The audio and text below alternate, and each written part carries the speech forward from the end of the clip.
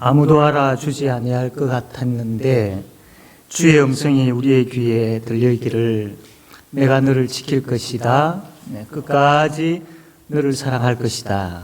이 주의 음성이 우리의 큰 위로와 힘이 되어지기를 주님의 이름으로 바랍니다. 아멘. 오늘 우리는 이 거룩한 주일 하나님 앞에 예배하기 위하여서 모였습니다. 하나님은 우리의 예배를 받기를 참 원하세요.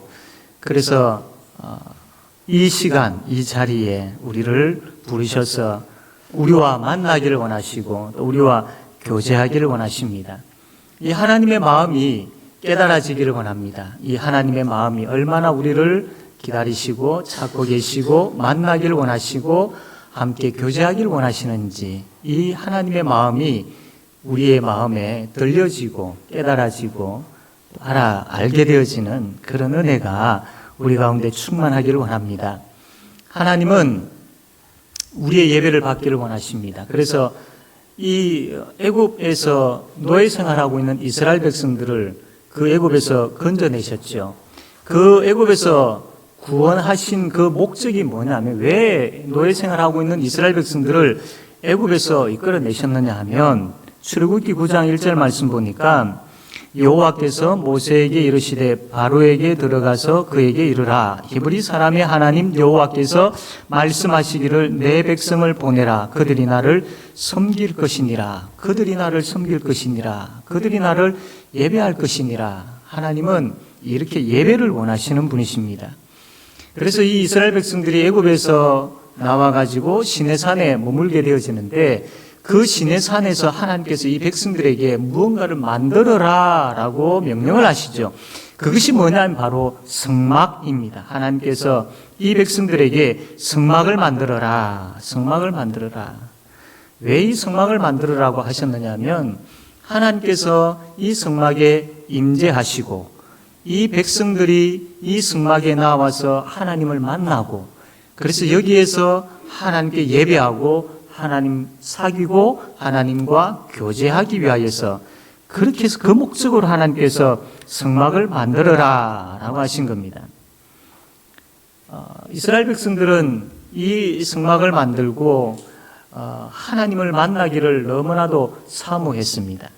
시편 84편 말씀 보면 만군의 여호와여 주의 장막이 어찌 그리 사랑스러운지요 내 영혼이 여호와의 궁정을 사모하여 쇠약함이여 라고 이렇게 기록되어 있는데 하나님은 이 백성들의 예배를 받기를 그렇게 원하시고 이 백성들은 이 성막에서 하나님 만나기를 그렇게 원하고 이런 얼마나 아름다운 마음이 있었습니까? 그런데 문제가 하나 있습니다. 무슨 문제냐면 이 백성들이 하나님 앞에 예배하러 나아가고 하나님은 그들의 예배를 받기를 원하시는데 중간에 하나님과 이 백성들 사이에 죄가 가로막혀 있었던 것이죠.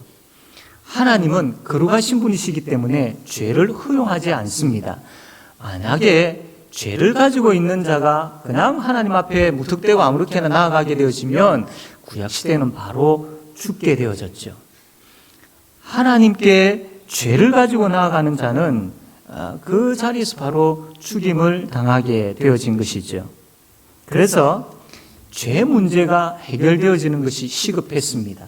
그래서 하나님께서 이 이스라엘 백성들에게 주신 제도가 뭐냐면 제사 제도입니다. 제사. 지금식으로 표현하면 예배라고 넓게 우리가 생각할 수 있죠. 그 구약시대에는 하나님께서 바로 이 제사 제도를 주셨습니다. 그래서 이 이스라엘 백성들이 하나님 앞에 나아가기에 앞서서 제사를 지냈습니다.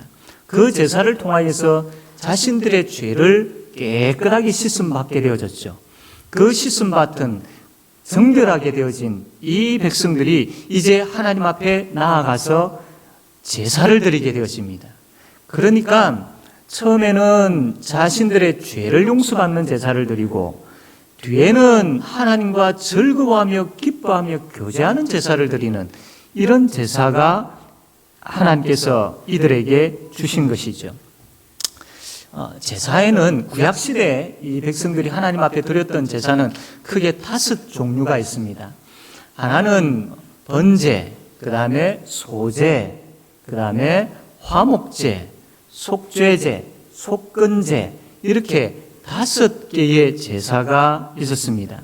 이 5개의 제사는 크게 2가지 의미가 있는데, 하나는 거룩하신 하나님 앞에 나아가기 위하여서 자신들의 죄를 씻음받는, 그 죄를 용서받는 제사가 있고, 또 한 종류의 제사는 그 하나님 앞에 나아가서 그 하나님과 교제하며 그 하나님과 사귀며 그 하나님으로 인하여 즐거워하고 기뻐하는 그런 제사가 있었습니다. 그래서 이 5가지의 제사는 크게 2부분으로 나눠볼 수가 있는 것이죠. 먼저 이 백성들이 하나님 앞에 나아가기 위하여서, 이 하나님 앞에 나아가기 위하여서 죄 용서함이 있어야 되는데, 이 죄 용서함 받는 제사가 어떤 것인지를 한번 보기를 원합니다. 구약시대에 이 이스라엘 백성들이 하나님 앞에 제사를 지낼 때는 소나 양이나 염소나 비둘기 또 혹은 곡물 등과 같은 것을 하나님 앞에 가져와서 바쳤습니다. 이것을 바칠 때에 이것은 인간을 대신하여 바친 것입니다. 그러니까 사람이 죄를 지었으면 그 죄에 대한 대가로 어떻습니까? 죽어야 되지요. 죄의 삭은 뭐라고 했습니까? 사망이라고 했습니다. 죄를 가지고 있으면 그 죄에 대한 대가로 인하여서 인간은 죽을 수밖에 없습니다.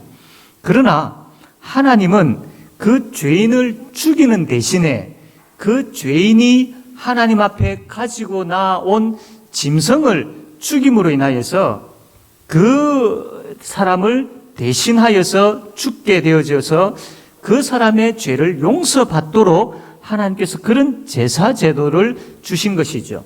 그래서 이 제사를 지내기 위해서 나오는 사람이 끌고 온 이 짐승을 희생제물이라고 그렇게 이야기를 하는 겁니다. 조금 더 구체적으로 보면 이 5가지 제사 중에 속죄제라는 제사가 있습니다. 이 제사는 이 범죄한 사람의 죄를 속하여 주는, 이 하나님 앞에 나아가기 위해서 깨끗해야 되는데 이 깨끗함을 받기 위해서 제물을 가지고 하나님 앞에 나와 제사를 드릴 때에 이 속죄제, 이 역할이 뭐냐면 죄를 가지고 나온 이 사람의 죄를 깨끗하게 해주는 그런 역할을 했던 겁니다. 그런데 재밌는 것은 이 제사를 지내기 위해서 제물을 가져온 사람이 제사를 지낼 때에 먼저 자기가 가지고 온 그 짐승에게 안수를 합니다. 레위기 4장 4절 보면 그 수송아지를 회막문 여호와 앞으로 끌어다가 그 수송아지의 머리에 안수하고 그것을 여호와 앞에 잡을 것이요 라고 했습니다. 그 제물을 가지고 와서 먼저 그 짐승의 머리에 안수를 합니다. 이거는 무슨 의미가 있느냐면 나와 이 짐승을 동일시 여기는 것이죠. 즉 내가 가지고 있는 죄를 이 짐승에게 다 전가시키는 행위가 바로 이 안수하는 행위였던 겁니다. 그래서 자신의 죄를 대신해서 이 짐승을 죽게 만드는 겁니다. 그래서 하나님은 이 희생제물을 받으심을 통하여서 이 죄인의 죄를 대신하여서 희생제물을 죽게 하심으로 인하여 이 죄인의 죄를 용서해 주시는 겁니다. 쉽게 이야기하면 죄를 가지고 있는 인간이 죽어야 하는데 인간이 죽으면 다 끝나버리지 않습니까? 그래서 이 인간을 사랑하시는 하나님께서 인간을 죽이지 아니하시고 대신에 어린 양과 같은 희생제물을 가져와라. 그리고 그것을 잡아라. 그리고 이 죽음을 네가 죽는 것으로 대신하게 해라. 내가 이것을 보고 너의 죄를 용서해 줄게. 라고 하나님께서 하신 것이 바로 속죄제인 것이죠. 특별히 이 양이나 소나 이런 짐승을 가지고 와서 제사를 지낼 때에 잡습니다. 잡으면 당연히 거기에서 피가 나오죠. 하나님께서 뭐라고 말씀하셨느냐면 육체의 생명이 피에 있다라고 했습니다. 레위기 17장 11절 보니까 육체의 생명은 피에 있느니라. 내가 이 피를 너희에게 주어 제단에 뿌려 너희 생명을 위하여 속죄하게 하였나니 생명이 피에 있으므로 피가 죄를 속하느니라. 그러니까 하나님은 제사 드리는 사람의 그 제사 드리는 사람 대신에 제물이 된 짐승이 흘린 그 피, 그것을 보시고 그 사람의 죄를 용서하셨다라는 겁니다. 자, 이제 그러면 이 사람이 하나님과 만나서 교제하고 여호와로 인하여 즐거워하고 기뻐하는 그러한 그 사귐을 가지기 위해서 죄의 문제가 해결되어져야 된다고 했는데, 이 속죄제를 통하여서 하나님 앞에 죄의 문제를 해결받습니다. 그래서 이제 죄의 문제가 해결되어진 이 사람이 하나님 앞에 나와서 어떤 제사를 지내게 되어지느냐면 화목제라는 그런 제사를 지내게 되어집니다. 이 화목제의 제사는 하나님과 인간 하나님의 선물 사랑스러운 하나님의 열매. 이 화목제를 드릴 때에 짐승의 일부를 하나님 앞에 드시고, 그리고 나머지 부분들은 그 제물을 가져온 사람들이 같이 먹었습니다. 하나님 앞에서 그 제물을 같이 먹음으로 인하여서 즐거워하고 기뻐했습니다. 이 화목제를 드릴 때는 하나님 앞에서 떡을 떼고 또 고기를 먹고 포도주를 마시고 하면서 정말로 이들이 하나님 앞에서 즐거워했습니다. 이것은 자기들만 먹은 것이 아니고 그 양이 엄청났기 때문에 가족들, 그리고 가난한 사람들, 그리고 레위인들, 이런 사람을 초청해가지고 같이 먹고 즐겼습니다.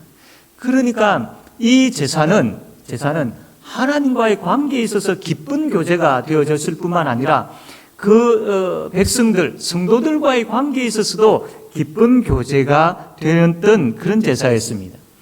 또 한 가지, 이 화목제를 드릴 때는 억지로 드리지 않았습니다.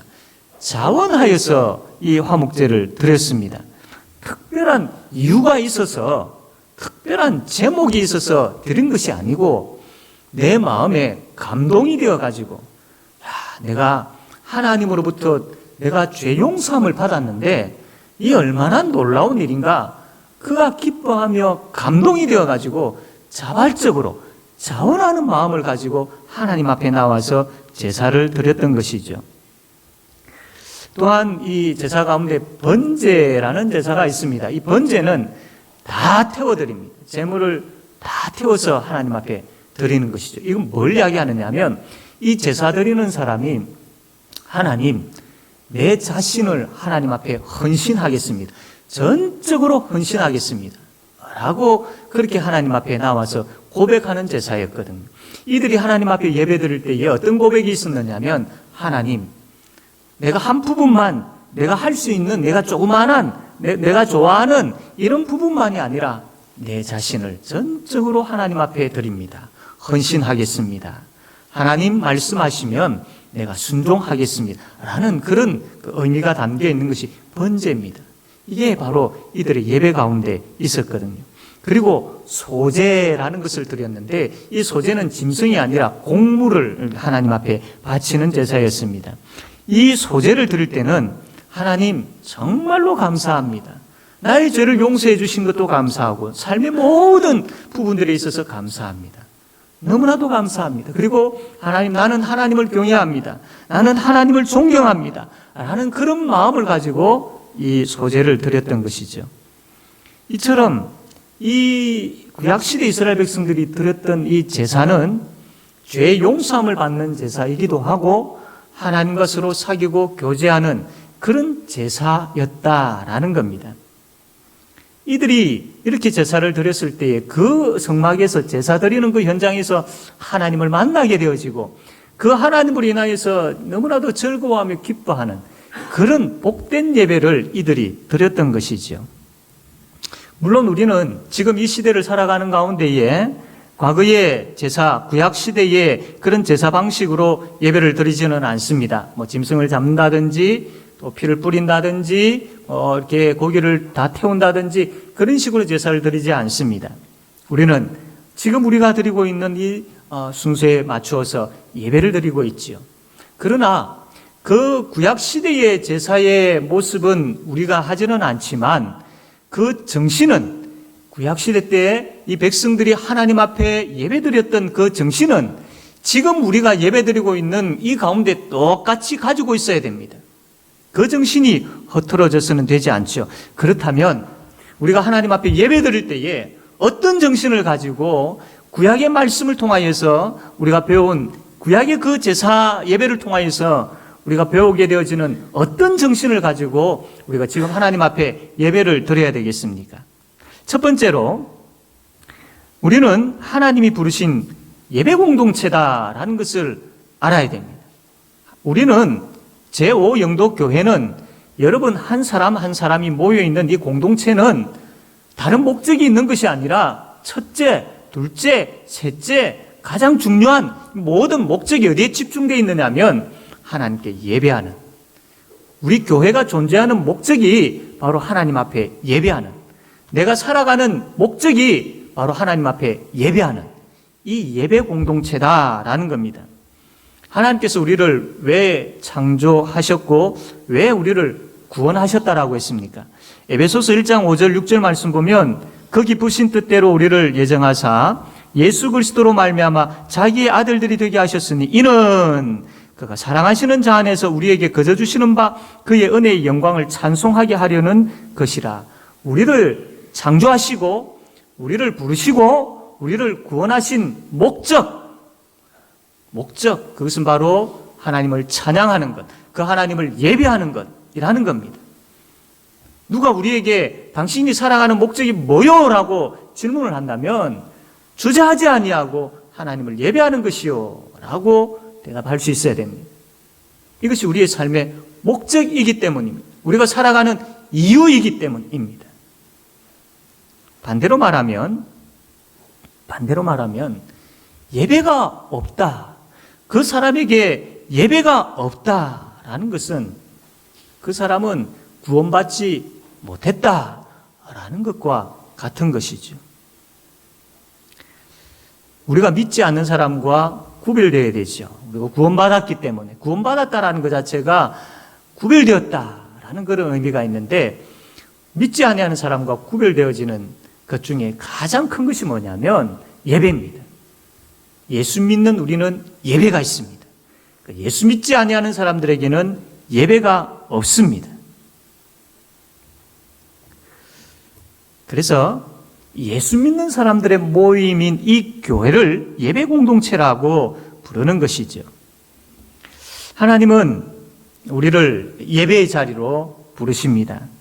그리고 예배 가운데 우리와 함께 하시고 예배를 통하여서 우리를 만나 주시는 것이죠. 이 시간 우리가 예배드리고 있는 이 현장에 하나님께서 임재해 계십니다. 여러분 이 사실을 믿으십니까?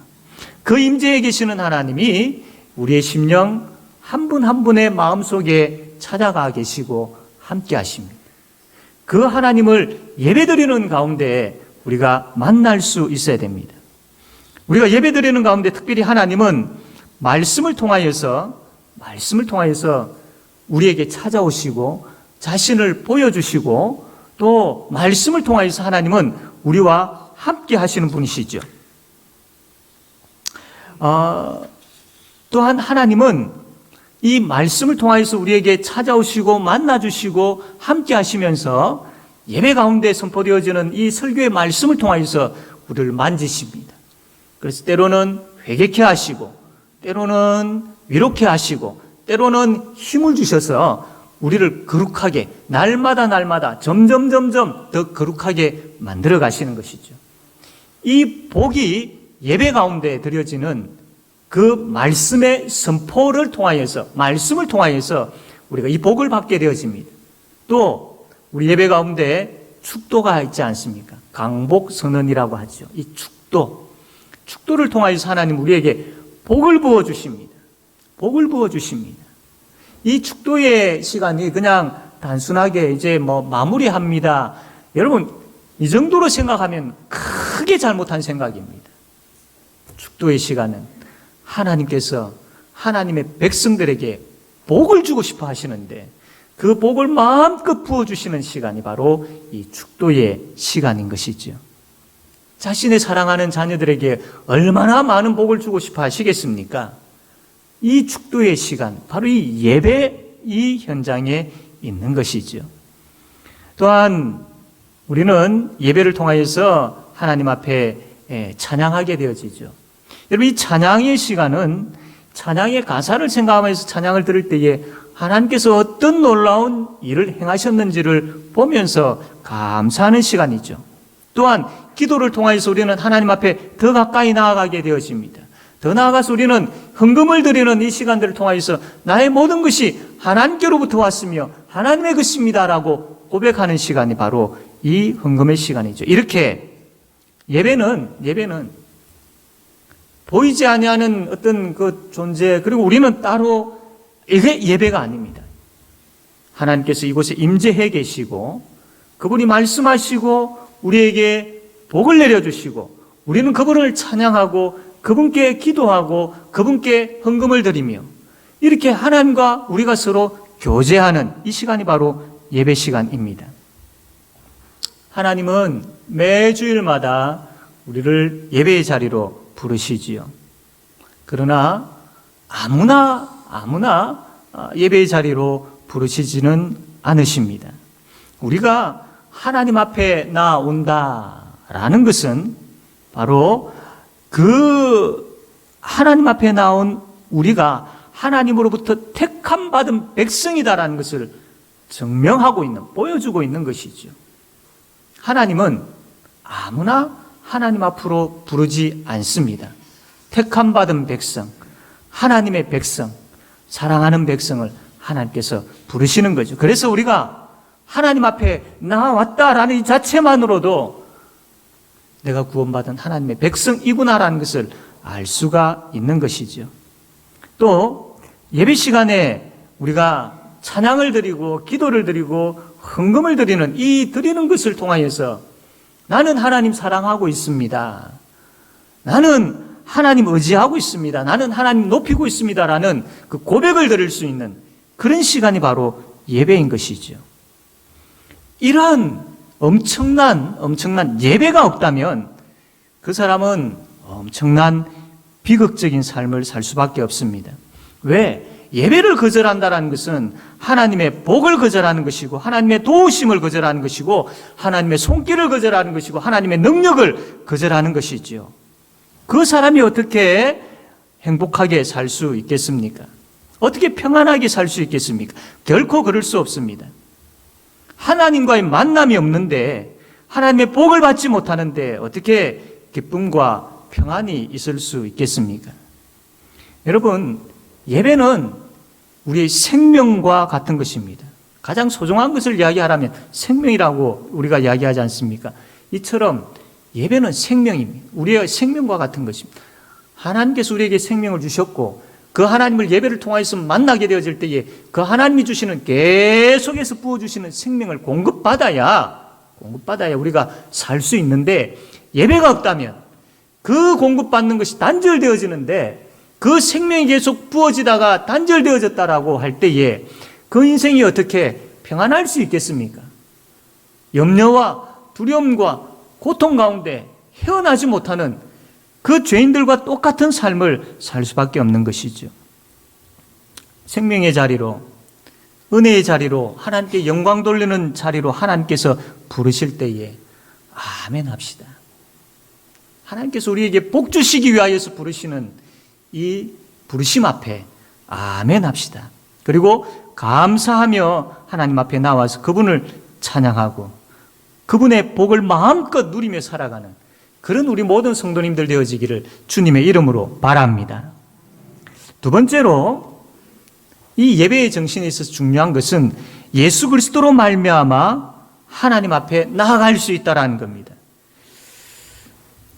지금은 우리가 성막에 모여가지고 짐승을 잡고 피를 뿌리고 제물을 불태우고 그렇게 하지 않습니다.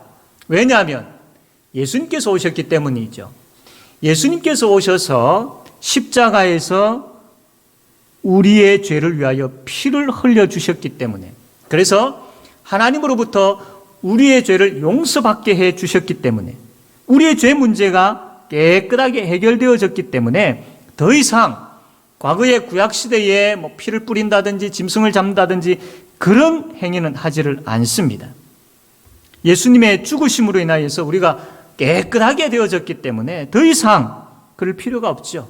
그래서 예수 그분으로 인하여서 우리가 담대하게 하나님 앞에 나아갈 수 있게 되었기 때문에 더 이상 제사가, 구약시대의 제사가 필요 없는 것이죠. 그래서 이제는 제사를 통하여서 하나님 앞에 나아가는 것이 아니라 예수 그리스도 그분을 믿는 믿음을 가지고 우리가 하나님 앞에 나아가는 것이죠. 주일날 하나님 앞에 나와서 예배 드릴 때에 집에서 교회 오는 그 발걸음 가운데에 또 혹은 교회 와서 하나님 앞에 엎드려 구할 때에 내가 예수 믿는 믿음으로 하나님 앞에 나아가기를 원합니다. 내가 예수 믿는 믿음으로 하나님 앞에 나아왔습니다. 라는 그 고백을 가지고 우리가 예배에 임해야 됩니다. 그럴 때에 담대함으로 하나님 앞에 나아감을 통하여서 주께서 주시는 큰 복을 누릴 수 있는 것이죠. 사랑하는 성도 여러분, 우리가 드리는 이 예배의 자리에는 예수님께서 자신을 십자가에 내어주시는 그 희생이 있는 자리입니다. 다시 이야기하면 그냥 우리가 함부로 생각하고 아무렇게나 왔다 갔다 할 수 있는 자리가 아니라는 것입니다. 예수의 피값이, 예수 그리스도의 피값이 지불되어짐으로 인하여서 우리가 이 자리에 나올 수 있게 되었다라는 것입니다. 예수님의 십자가를 무시하는 일은 없어야 합니다. 예수님께서 열어놓으신 이 생명의 길, 이 길이 아닌 다른 길에 서 있는 것은 이것은 너무나도 잘못된 것이죠. 그냥 바빠서, 그냥 다른 일이 있어서, 그냥 다음에 내가, 이것은 우리 위주의 정말로 위험한 생각이고 위험한 행동인 것이지요. 단순하게 생각할 것이 아니라 예수님께서 피값을 지불하시고 마련하신 이 예배, 이 예배를 무시하는 행동이 된다라는 겁니다. 매주일마다 예수 그리스도를 믿는 믿음으로 담대하게 하나님 앞에 나아가는 그런 저와 여러분 되어지기를 바랍니다. 그래서 하나님의 구원에 감사하고 그분의 이름을 높이고 그분이 주시는 위로와 평안과 기쁨을 이 예배를 통하여서 마음껏 누리게 되어지는 우리 모든 성도님들 되어지기를 바랍니다. 세 번째로 이 예배 정신, 예배를 통해서 우리는 기쁨을 누릴 수 있어야 됩니다. 구약시대의 예배자들은 하나님을 만나기를 그렇게 사모했습니다. 앞에서 시편 말씀을 통해서 보았던 것처럼 그렇지요. 그리고 이 구약시대의 예배 자리에는 죄 씻어 주심이 있었고 이것으로 인한 감사의 기쁨이 있었습니다. 그리고 너무나도 하나님이 좋아서 하나님, 내가 전적으로 내 자신을 하나님 앞에 헌신합니다라는 그 헌신이 있었습니다. 특별한 이유가 없어도 내 마음에 감동을 받아서 수시로 정말로 어떤 특별한 어떤 사건이 없다 할지라도 하나님 앞에 자원하여 참 수시로 나와서 하나님 앞에 기쁨으로 예배하는 그러한 예배가 있었고, 나와서 그 예배를 드릴 때에 얼마나 하나님과 행복해하면서 기뻐하는 그런 교제가 있었는지 모릅니다. 예배는 무거운 것이 아닙니다. 예배가 무겁게 여겨지는 것은 하나님의 말씀에 또 하나님께서 주시는 복의 문제가 있는 것이 아니라 예배 자리에 나와 있으면서 무겁게 생각하는 우리 자신의 우리의 모습을 돌아보아야 하는 것이죠. 예배가 무엇인지를 안다면 그 예배의 시간 말씀과 기도와 찬양과 헌금과 이 모든 이 교제의 시간들을 통하여서 이것을 우리가 깊이 깨달아 알게 되어지면 말씀이 어떤 의미가 있는 것이며 말씀을 통하여서 하나님을 우리가 인격적으로 만나게 되어지고 이 찬양 가사가 어떤 내용이며 이 찬양을 통하여서 하나님과 깊은 교제를, 그분의 능력을, 그분의 은혜를 이 가사 내용 하나하나를 통해서 알고 그분을 높이며 찬양하게 되어질 때에 그것만큼 큰 기쁨이 어디에 있겠습니까? 주일날 선포되어지는 이 말씀을 통하여서 우리 죄를 지적하실 때도 있지요. 그러면 그 죄를 가지고 그 예배 시간 하나님 앞에 엎드려서 용서를 구할 때에 주께서 말씀을 통해서 내가 너를 용서한다라고 말씀하시는 그것을 들을 때에 우리에게 얼마나 기쁨이 있고 감동이 있겠습니까? 또한 말씀을 통하여서 설교를 통하여서 하나님께서 우리를 위로하시고 또 우리에게 능력을 다해 주실 때에 그 하나님으로 인하여서 우리가 얼마나 신이 나고 기분이 참 좋고 그 하나님으로 인하여서 기뻐하는 그러한 모습이 얼마나 우리에게서 충만하겠습니까? 찬양을 드릴 때도 마찬가지죠. 가사를 깊이 생각하면서 그 하나하나 한 절 한 절에 대한 의미를 생각하면서 들을 때에 여러분 그 찬양에 대한 기쁨이 우리에게 넘쳐나게 되어질 것입니다. 찬양을 들을 때에 우시는 분들을 간혹 보지 않습니까? 찬양을 들을 때에 감격하여 찬양 드리시는 분들을 간혹 보지 않습니까? 왜 그들이 그렇게 찬양하겠습니까? 찬양의 가사를 통해서 은혜 받고 찬양의 가사를 통해서 하나님 만나게 되어지고 찬양 가운데 거하시는 하나님 만나게 되어질 때에 얼마나 그 마음에 감격이 있겠습니까? 이것이 있을 때에 우리가 드리는 예배는 결코 무거운 예배가 아닌 것이죠. 축도를 하나님 앞에 축도의 시간을 통해서 하나님께서 우리에게 복을 내리실 때에 정말로 하나님 주시는 그 복을 받기를 사모하면서 그 시간을 귀하게 여기고 하나님 앞에 우리가 조아릴 때에 그분이 우리에게 부어주시고 약속하신 복에 대한 말씀을 하실 때에 그 복이 나에게 주어진다는 확신을 가지게 되어질 때에 여러분 얼마나 힘이 생기며 이 땅을 살아가는데 얼마나 힘있게 살아갈 수 있겠습니까? 무엇보다도 성령 하나님의 역사하심 가운데 우리의 연약한 모습 이대로 내버려 두지 아니하시고 그 성령께서 예배 가운데 역사하시는 그 역사가 우리의 마음에 있게 되어질 때에 그 성령 하나님의 역사를 통하여서 더 깊이 깨닫게 되어지고 더 큰 은혜를 받게 되어질 때에 우리의 예배는 즐거운 예배가 될 수 있는 것이죠. 더 나아가서 6일의 삶이 하나님 앞에서 거룩하고 깨끗한 삶이 되어질 때에 주일의 예배가 더 사모되어지며 6일의 깨끗한 삶이 있는 자가 하나님 앞에 나와 예배할 때 그 은혜가 갑절로 더 풍성하게 되어지는 것이죠. 이런 예배 우리가 드려야 되지 않겠습니까? 이런 예배 하나님 앞에 드리기를 소원합니다.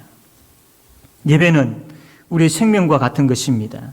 예배 가운데 임재해 계시는 하나님을 만나기를 소원하고 성령 하나님의 도우심을 우리가 간절하게 구합시다. 그래서 예배를 무시하는 사람이 아니라 예배를 신실하고 진실하게 드리는 자가 되기를 원합니다. 억지로 예배하는 자가 아니라 즐거이 기뻐하며 그 예배 순서 시간 하나하나의 그 의미를 알고 그 시간을 통해서 부어주시는 하나님의 능력을 은혜를 깨닫게 되어짐으로 인하여서 즐거이 헌신하며 나아가는 그런 예배가 되어야 되지 않겠습니까? 그래서 예배로 인하여서 먼저 하나님께 영광 돌리고 그분이 주시는 은혜와 복으로 인하여서 내가 변화되어지고 내 주위가 행복해지는 그런 복된 삶 살아가는 예배자로 살아가는 하나님께서 찾으시는 바로 그 예배자로 살아가는 우리 모든 성도님들 되어지기를 주님의 이름으로 바랍니다. 아멘. 이 시간 우리 말씀을 생각하며 함께 기도하기를 원합니다.